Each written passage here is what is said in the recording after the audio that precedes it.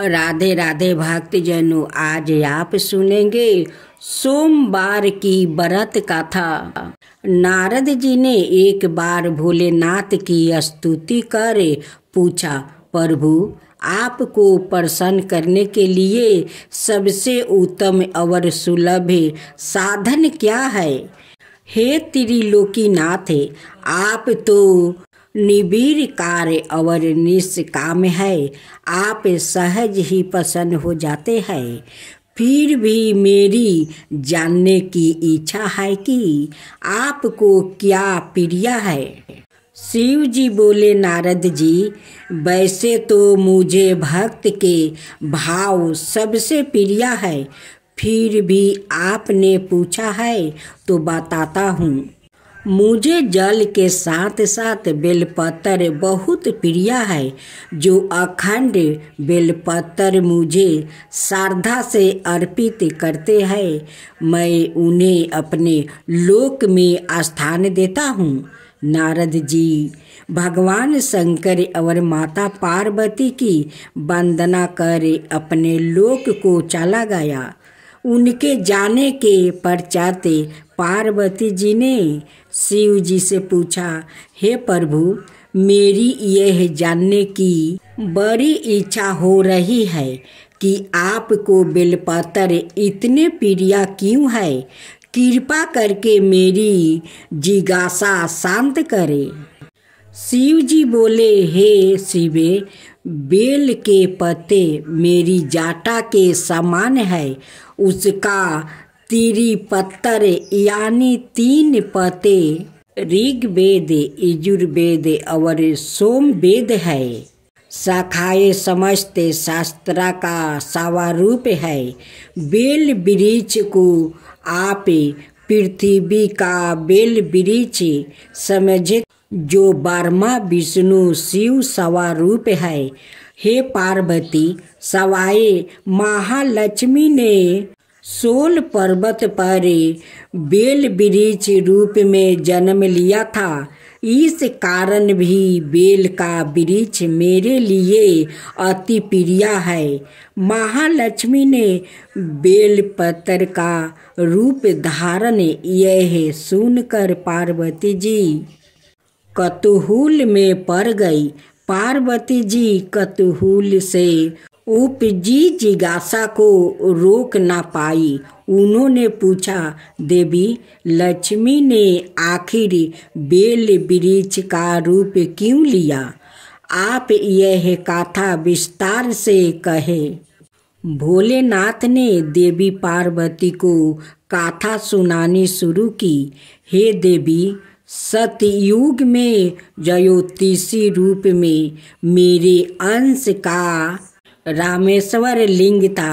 ब्रह्मा आदि देवों ने उसका विधिवत पूजा अर्चना किया था।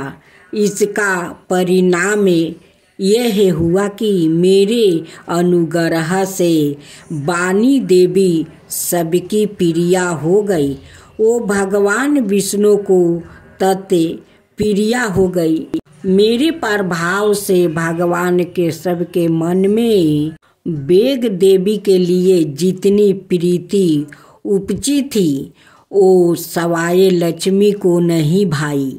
लक्ष्मी देवी का श्री हरि के प्रीति उपजी हुई, वो सवाए लक्ष्मी को नहीं भाई।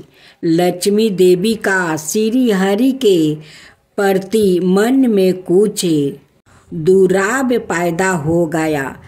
वो चिंतित और रुष्ट होकर चुपचाप परम उत्तम श्री सोल पर्वत पर चली गई। वहाँ उन्होंने तप करने का निर्णय किया और उत्तम स्थान का चयन करने लगी। महालक्ष्मी ने उत्तम स्थान का निश्चय करके मेरे लिंग विग्रह की उग्र तपस्या प्रारंभ कर दी। उनकी तपस्या कठोरतम होती जा रही थी। हे परमेश्वर, कुछ समय बाद महालक्ष्मी जी ने मेरे लिंग विग्रह से थोड़ा उद्रव में एक वृक्ष का रूप धारण कर लिया। अपने पतों और पुष्पा द्वारा निरंतर मेरे पूजन करने लगी। इस तरह महालक्ष्मी ने कोटि बरस 1 करोड़ बरस तक घोर आराधना की। अंत उन्हें मेरा अनुग्रह प्राप्ति हुआ। मैं वहाँ प्रकट हुआ और देवी से इस घोर तप की आकांक्षा पूछ कर वरदान देने को तैयार हुआ।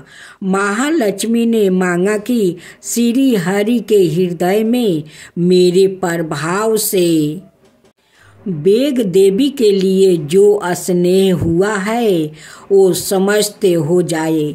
शिव जी बोले, मैंने महालक्ष्मी को समझाया कि श्री हरि के हृदय में आपके अतिरिक्त किसी और के लिए कोई प्रेम नहीं है। वेग देवी के प्रति उनका प्रेम नहीं अपितु श्रद्धा है। यह सुनकर लक्ष्मी जी प्रसन्न हो गई और पुण्य श्री विष्णु के हृदय में स्थित होकर निरंतर उनके साथ विहार करने लगी। हे पार्वती, महालक्ष्मी के हृदय का एक बड़ा विकार इस प्रकार दूर हुआ था। इस कारण हरि प्रिया उसी वृक्ष रूप में सबरता अतिशया भक्ति से भर कर यत्न पूर्वक मेरी पूजा करने लगी। हे पार्वती, इसी कारण बेलपत्र का वृक्ष, उसके पत्ते, फल फूल आदि मुझे बहुत प्रिय है। मैं निर्जन स्थान में बेलपत्र वृक्ष का आश्रय लेकर रहता हूँ। बेलपत्र वृक्ष को सादा सबर तीर्थ में सबर देवमय मनाना चाहिए, इसमें तनिक भी संदेह नहीं है। बेलपत्र, बेल फूल, बेल वृक्ष अर्थात बेल कष्ट के चंदन से जो मेरा पूजन करता है वो भक्त मेरा प्रिय है। बेल वृक्ष को शिव के समान ही समझे, वो मेरा शरीर है। जो बेल पर चंदन से मेरा नाम अंकित करके मुझे अर्पण करता है, मैं उसे सभी पापों से मुक्त करके अपने लोक में स्थान देता हूँ। हे देवी, उस व्याकित को सवाए लक्ष्मी जी भी नमस्कार करती है। जो बेल से मेरा पूजन करते हैं, जो बिल्व मूल में प्राण छोड़ता है, उसको रुद्रा देह प्राप्ति होता है। मेरी पूजा के लिए बेल के उत्तम पत्तों का ही प्रयोग करना चाहिए। अब सुने गणेश जन्म कथा। एक बार भगवती पार्वती स्नान कर रही थी। उसी समय भगवान शिव वहाँ पहुँच गए। पार्वती जी उन्हें देखकर लाजा गई। अपनी प्रिया सखी जाया विजया के कहने पर उन्होंने अपने शरीर के मैल से एक पुरुष का निर्माण कर देती है। वो देखने में परम सुंदर और बाल पराक्रम से संपन्न था। पार्वती जी ने उसे नाना प्रकार के आभूषण और आशीर्वाद दिया। उन्होंने उसे कहा, तुम मेरे पुत्रा हो, तुम्हारा नाम गणेश है। आज से तुम मेरे द्वारपाल है। पुत्रा, मेरी आज्ञा के विरुद्ध है कोई भी मेरे महल में प्रवेश ना करने पाए। ऐसा कहकर भगवती पार्वती ने गणेश जी की हाथ में एक छड़ी धरा देती है। महावीर गणेश हाथ में छड़ी लेकर पहरा देने लगते हैं। उधर पार्वती जी सखियों के साथ स्नान करने लगी है। उसी समय भगवान शिव दरवाजे पर आप पहुँचते हैं। पार्वती जी की प्राण प्रिया पुत्रा गणेश से वो समर्था अपरिचित थे और उनकी अभिलाषा अंतपुर में प्रवेश करने की थी। गणेश राज ने उनसे कहा, आप माता जी की आज्ञा के बिना भीतर नहीं जा सकते हैं। माता स्नान कर रही है। भगवान शिव बोले, मूर्ख, तू मुझे रोक रहा है। तुझे पता नहीं कि मैं कौन हूँ। मैं पार्वती का पति साक्षात शिव हूँ। मेरे ही घर में मुझे रुकने वाला तू कौन है? मातु भक्त वीर बालक। गणेश ने कहा, आप कोई भी हो, किंतु इस समय मेरी माता की आज्ञा का बिना भीतर नहीं जा सकते हैं। ऐसा कह कर गणेश जी ने अपनी छड़ी उनके ओर आरा दिया। लीलाधारी भगवान शिव ने अपने गणों को आज्ञा दी, पता करो यह कौन है और मेरा मार्ग क्यों रोक रहा है। शिव गणों ने गणेश से कहा, तुम कौन हो? कहाँ से आए हो? यदि तुम अपने प्राणों की रक्षा चाहते हो तो शीघ्र ही यहाँ से चले जाओ। गणेश जी बोले, मैं माता पार्वती का पुत्र हूँ। माता ने मुझे किसी को भी भीतर प्रवेश ना करने देने की आज्ञा दी है। शिव गणों ने लौट कर भगवान शिव से बताया कि बालक माता पार्वती का वो पुत्र है। वो अपने स्थान से नहीं हट रहा है। भगवान शिव ने अपने गणों को डांटते हुए कहा, मूर्ख, तुम लोग एक बालक के सामने बेबस हो गया। जाओ, जैसे भी हो उसे शीघ्र दरवाजे पर से हटा दो। परमेश्वर शिव का आदेश सिरधारो कर उनके गण अपने अपने अस्त्र शस्त्र से सज्जित होकर पार्वती नंदन गणेश को पूरा भूत करने चले। भयंकर युद्ध शुरू हो गया। शिवा पुत्रा गणेश के आगे शिव गणों की एक ना चली। शक्ति पुत्रा के परिहार से व्याकुल होकर सब के सब प्राण बचाकर भाग चले। तत्पश्चात समस्त देवता भी भगवान शिव की ओर से युद्ध करने आए, परंतु वो भी वीर बर गणेश के आगे टिक नहीं सके। तारकासुर का संहार करने वाले कुमार कार्तिकेय के भी अस्त्र शस्त्र निष्फल हो गया। सवाए भगवान शिव का त्रिशूल और विनायक भी मातु भक्त गणेश के सम्मुख बेकार हो गया। फिर भगवान विष्णु और गणेश का भयंकर युद्ध प्रारंभ हो गया। पार्वती नंदन को युद्ध में संलग्न देख परमेश्वर शिव ने अपना तीक्ष्ण त्रिशूल उन पर फेंका। त्रिशूल का प्रहार से गणेश का मस्तक कटकर दूर जा गिरा। यह समाचार सुनकर पार्वती जी शोक में व्याकुल हो गई। कृपित होकर उन्होंने अनंत शक्तियों को पैदा किया। शक्तियों ने उनकी आज्ञा से संपूर्ण दृष्टि का संहार करना शुरू कर दिया। देवता और ऋषिगण भय से थर थर कांप उठा। व्याकुल होकर उन लोगों ने पार्वती जी की स्तुति की। भगवती पार्वती ने कहा, यह परबल तभी बंद होगा जब मेरा पुत्रा जीवित हो जाए और देवताओं में सर्वश्रेष्ठ मान लिया जाए। भगवान शिव के आदेश से उत्तर दिशा हाथी का सिर काट कर लाया गया और उसे गणेश जी के मस्तक के स्थान पर जोड़ दिया गया। तभी से गणेश जी देवताओं में सर्वश्रेष्ठ है और सर्व पूज्य बन गया है। भक्तजनों, अब आप सुनेंगे देवी काली की कथा। देवी काली को शक्ति का साक्षात स्वरूप माना जाता है।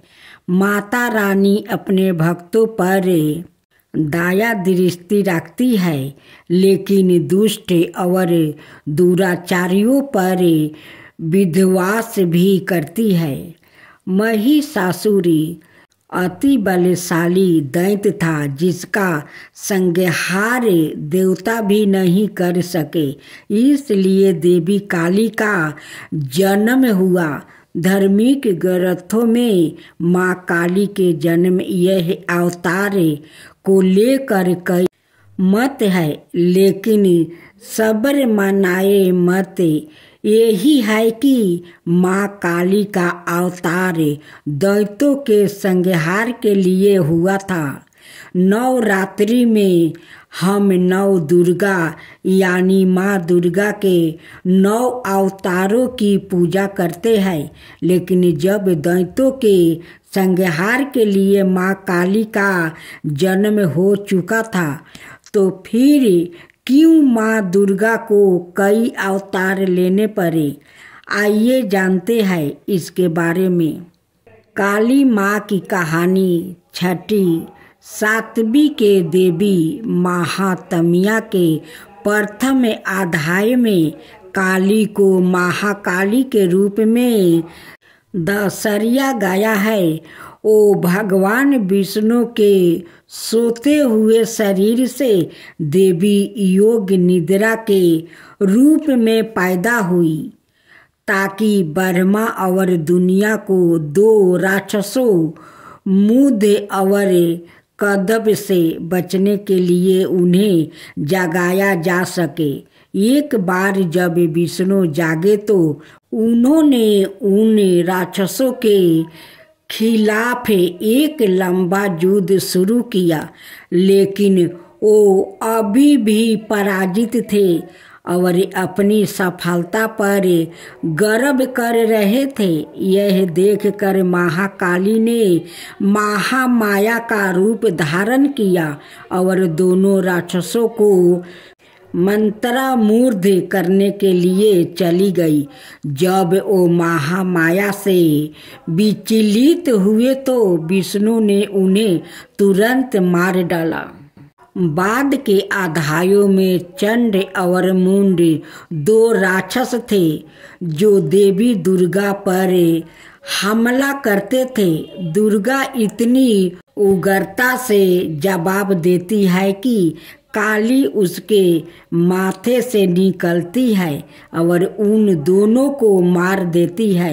यहाँ काली को गहरे नीले रंग की त्वचा संधि हुई, आँखों वाला एक पतला चेहरा और खोपड़ियों की माला के साथ बाघ की खाल का कपड़ा पहने हुए बताया गया है। बाद में उसी युद्ध में राक्षस से रक्त बीज, जिसके सेनापति चंड और मुंड थे, युद्ध में काली का सामना करते हैं। रक्त बीज को वरदान है कि उसके खून की हर बूंद जो जमीन को छूती है, उससे उसका एक और कैलोन पैदा हो जाएगा। चौकी दुर्गा रक्त बीज को उसके अनगिनत कैलोनों के साथ हारने में असमर्थ है। काली उसके शरीर से उसका खून चूस लेती है और उसे हराने के लिए उसके कलोनों को खा जाती है। रक्त बीज और दारुका दोनों मामलों में काली को दुश्मनों को हराने के बाद रक्त पिपासु के नसों में चूर बताया गया है और रक्त पिपासु की उसकी लालसा नियंत्रण से बाहर हो जाती है। शिव को फर्श पर शांत होकर हस्तक्षेप करना पड़ता है। जब काली क्रोध में आगे बढ़ रही होती है तो वो गलती से शिव पर पैर रख देती है और उसकी जीभ बाहर निकल जाती है। वो तुरंत शांत हो जाती है और फिर से दुर्गा पार्वती में विलीन हो जाती है। युद्ध में भाग लेने के बाद शिव ने पार्वती को काली काली तवाचा वाली कहकर चिढ़ाए। पार्वती बहुत आहत हुई और योग योग तक तपस्या करना शुरू कर दिया, जब तक कि उन्होंने अपना काला रंग नहीं खो देती है, इसे त्याग नहीं दिया और गौरी सुनहरी तवाचा वाली देवी नहीं बन गई। उसका छिपा हुआ अंधकारमय अवतारण कोशिकी बन जाता है, जो क्रोधित होने पर काली बन जाता है। काली पूजा उत्सव देवी काली को समर्पित है और विशेष रूप से पश्चिम बंगाल, ओडिशा और असम के भारतीय क्षेत्र में मनाया जाता है। यह हिंदू कैलेंडर के हर महीने में अमावस्या के दिन मनाया जाता है। यह दीपावली के बाद शुरुआत होता है और दिनों तक चलता है। चौकी देवी काली महाविद्याओं में प्रमुख है। उनमें से प्रत्येक का काली पूजा से पहले अवतार का एक दिन होता है। काली माँ को फलों का प्रसाद बंगाल में खिचड़ी भोग के साथ निरामिष अर्थात बिना प्याज या लहसुन का मटन, मछली, करी, पायस, मिठाई और भाजा गहरे तेले हुए पकौड़े चढ़ाया जाता है। कुछ स्थानों पर प्रसाद के रूप में शराब भी चढ़ाई जाती है। अनुभवी पंडितों का कहना है कि लोग रात भर पंडालों में आते हैं और दिन की तुलना में रात में भीड़ बढ़ जाती है। पूजा आश्चर्यजनक रोशनी, प्रकाश और धावनी काली पूजा से पहले प्रत्येक दिन मनाए जाने वाले महाविद्याओं के अवतार और अंतिम महाविद्या कमलात्मिका के अवतार, जिसे कमलात्मिका जयंती के रूप में मनाया जाता है, दिवाली के दिन पड़ने के कारण उन्हें अक्सर तांत्रिक लक्ष्मी के रूप में माना जाता है। इसके कारण और इस के कारण कि लक्ष्मी को विष्णु की पत्नी के रूप में माना जाता है। उसके बाद इसे लाल गुलहल के फूलों और गुलहल की माला से सजाया जाता है, जो उनका पसंदीदा फूल माना जाता है। फिर काली पूजा पंडालों में काली मंत्रों और भजनों की मदद से की जाती है। उनकी प्रार्थना की जाती है और उनकी दिव्यता का आहन किया जाता है। यदि पूजा घर पर आयोजित की जा रही है तो मंदिर काली पूजा की पूजा सेवा प्रदान करता है। जहाँ भक्त की ओर से पूजा आयोजित की जाती है, मंदिर के पंडितों के पास पूजा के लिए सारी सामग्री तैयार है और भक्तों को बस कुछ निराशों का पालन करना है जो मंदिर द्वारे इसमें। राधे राधे भक्तजनों, आज आप सुनेंगे एक साथ 5 कथा। बहुत पुराने समय की बात है। पृथ्वी और स्वर्ग नाम के 2 राज्य थे। स्वर्ग पृथ्वी से बहुत ऊपर आकाश के भी उस पार था। उसमें देवता रहा करते थे। देवताओं में कोई छोटा और बड़ा नहीं होता था। सब एक बराबर थे। सब सुख चैन से वहाँ रहा करते थे। पृथ्वी पर मनुष्य रहते थे, उनमें सब एक बराबर नहीं थे। कुछ ब्राह्मण थे जो अपने को क्षत्रिय वैश्य शुद्ध सबसे बढ़कर समझते थे। उनके पास ऐसा यन थे जिनमें बैठकर वो उड़ते हुए स्वर्ग का आया जाया करते थे। देवताओं से उनका मिलना जुलना होता रहता था।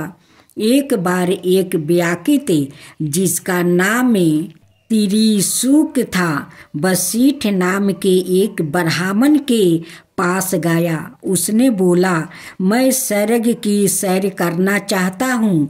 आप मुझे अपने यन में बैठा कर वहाँ भेज दो।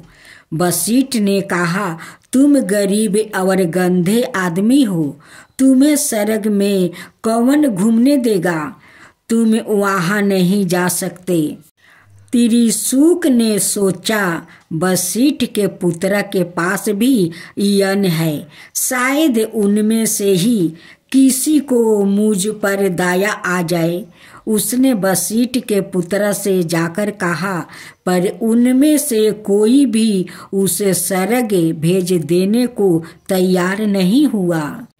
त्रिशंकु की स्वर्ग को देखने की इच्छा बहुत थी।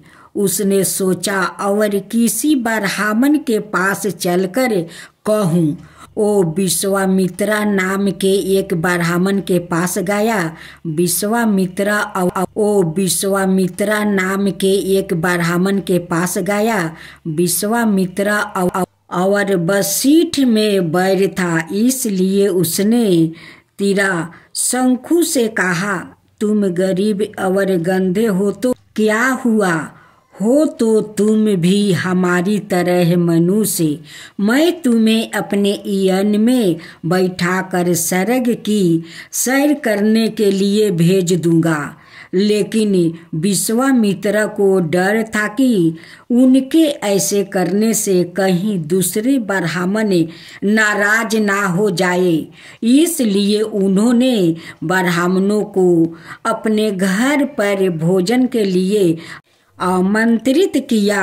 वशिष्ठ को भी उसमें बुलाया, पर वो आया नहीं। विश्वामित्र ने सब ब्राह्मणों को बड़े प्रेम से भोजन कराया। चलते समय ब्राह्मणों ने विश्वामित्र की बड़ी प्रशंसा की। जब सब चल गए तो विश्वामित्र ने त्रिशंकु को अपने यन में बैठाकर स्वर्ग की सैर करने के लिए भेज दिया। स्वर्ग के देवताओं को जब यह पता चला कि पृथ्वी से एक मनुष्य यन में बैठकर उड़ता हुआ स्वर्ग की ओर बढ़ता चला आ रहा है, तो इंद्र देवता ने आगे बढ़कर त्रिशंकु के यन में टक्कर मार दिया और उसे नीचे ढकेल दिया। तीरा शंखु पृथ्वी की ओर गिरने लगा।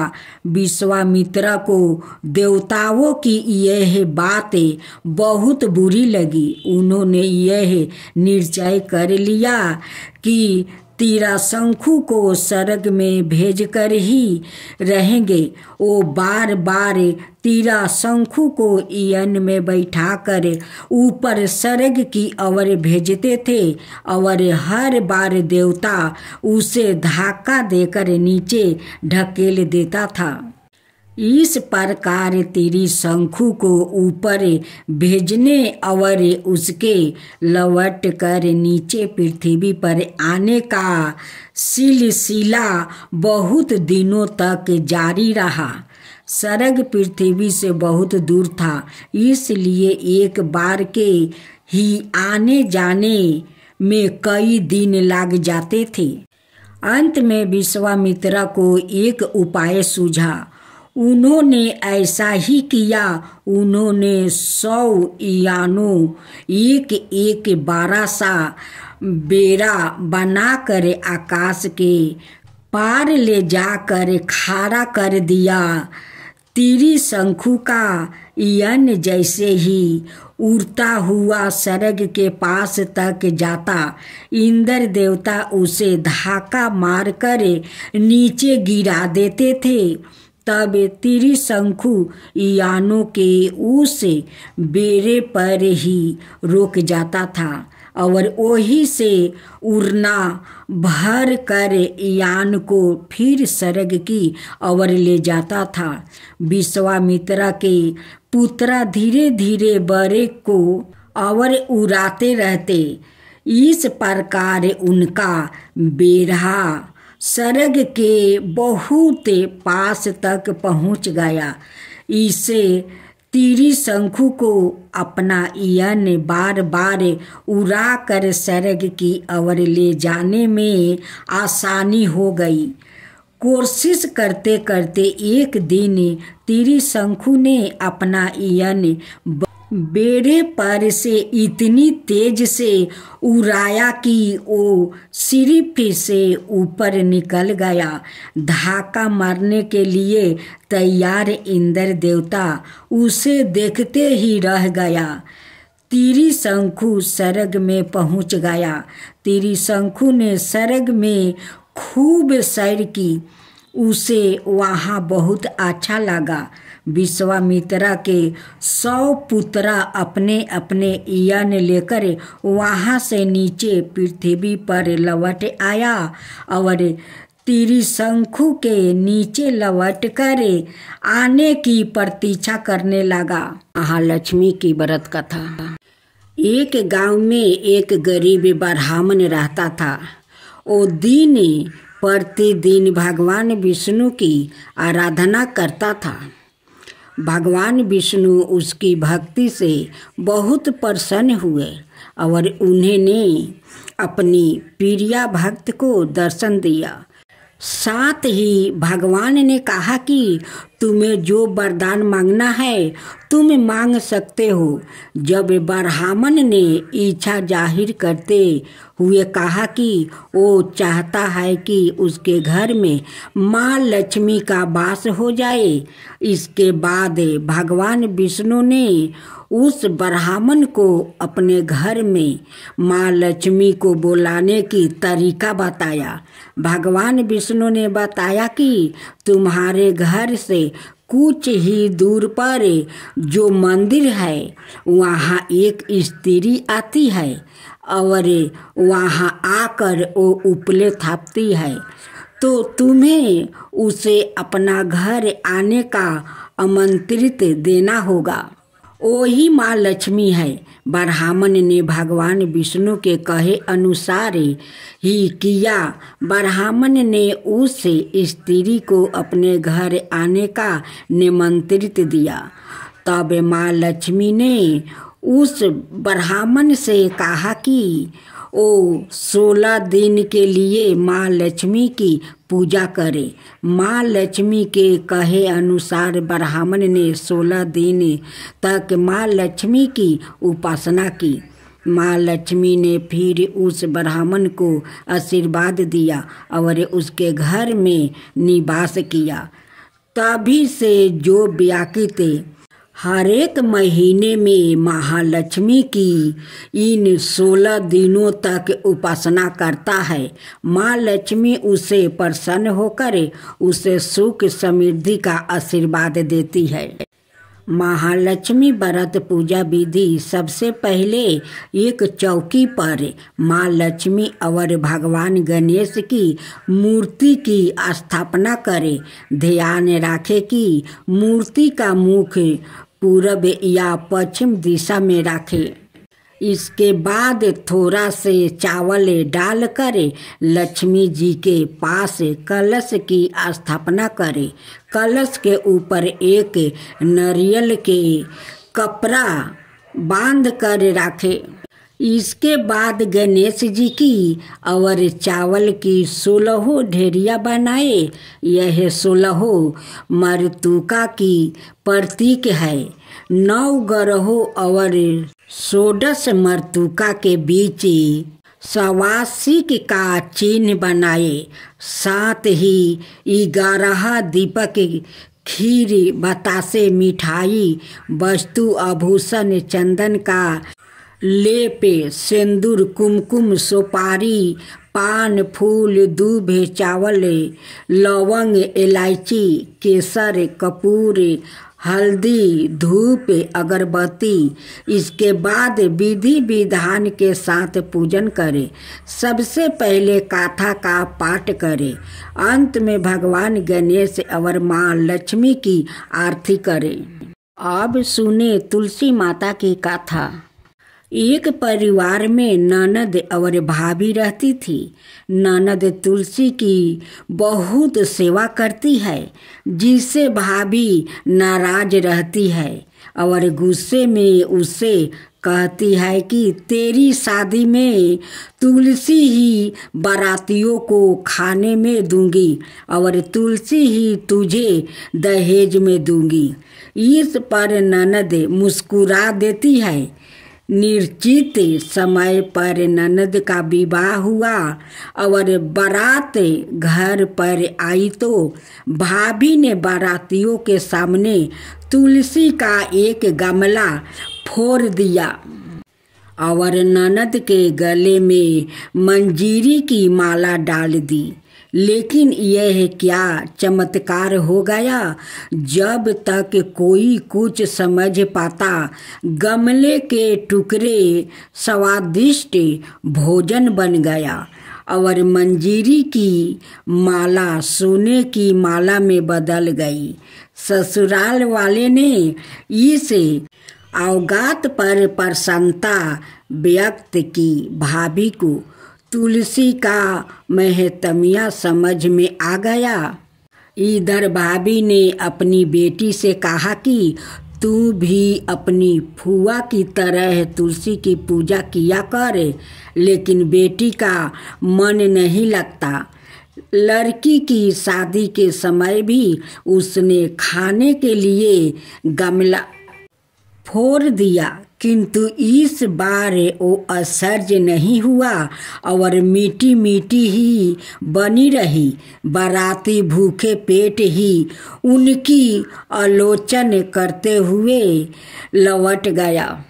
काफी समय के बाद भाई को अपनी बहन की याद आई तो अपनी पत्नी से कहा कि कुछ सामान दे दो। बहन से खाली हाथ मिलने नहीं जाना चाहिए। उसने एक झोली में थोड़ा सा जबरा भर कर दे दिया। कहा कि घर में यही है, लो जाओ। बहन के घर पहुंचने के पहले उसे एक गौशाला देखी तो गौ के सामने उसने जुआर का झोला उलीट दिया, जिस पर गौशालक ने कहा कि गाय सोना मोती नहीं खाती है, इसे क्यों डाल रहे हो। जुआर के दानों के सोना मोती बनने पर उसने उसे बिटोरते हुए पूरी बात सच सच बता दिया। भाई को देखकर बहन बहुत ही प्रसन्न हुई। वापसी में यह बात उसने अपनी पत्नी को बताई तो वो भी तुलसी की पूजा करने लगी। राधे राधे।